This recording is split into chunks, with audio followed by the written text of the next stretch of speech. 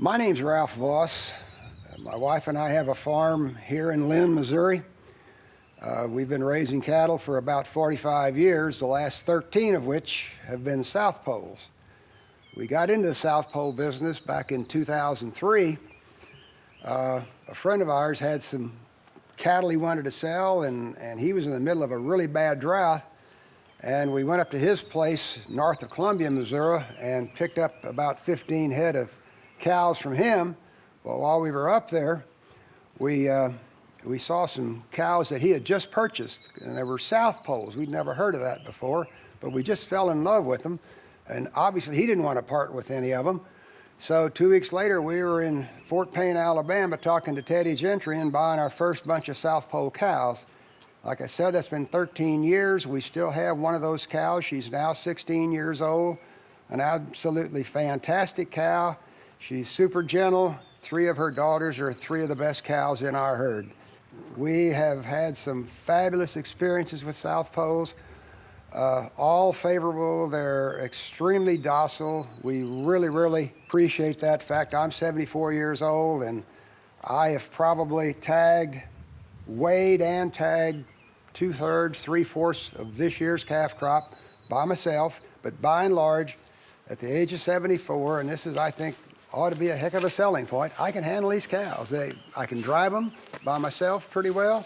Well, you see one here. You see how curious they are. They'll come right up to you. There are no mean bones in their bodies. They don't kick at you. They don't try to run you down. The other thing is adaptability. That's not in our literature, but to me, that is a quality that these cattle have that's fantastic.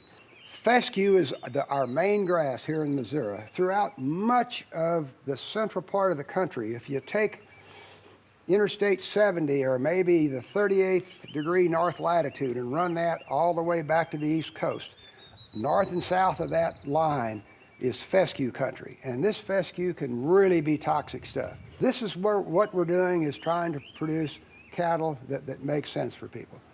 Some of the happiest times of our lives have been on this farm with the cattle. They bring peace and solitude. My job, my real world job, is working at a newspaper, and sometimes that's always not very peaceful. And this brings peace and quiet to your life, and they're a good breed to deal with. We've never had any trouble. I am a firm believer that jumping a fence is a mortal sin. When a cow jumps a fence, he or she is in somebody's freezer soon. And I don't care who she is or who she thinks she is, but she's in somebody's freezer. We just love the cattle, and I think they like being somewhere where they are appreciated and well taken care of. I think you have to be a steward of your animals. You have to take care of them.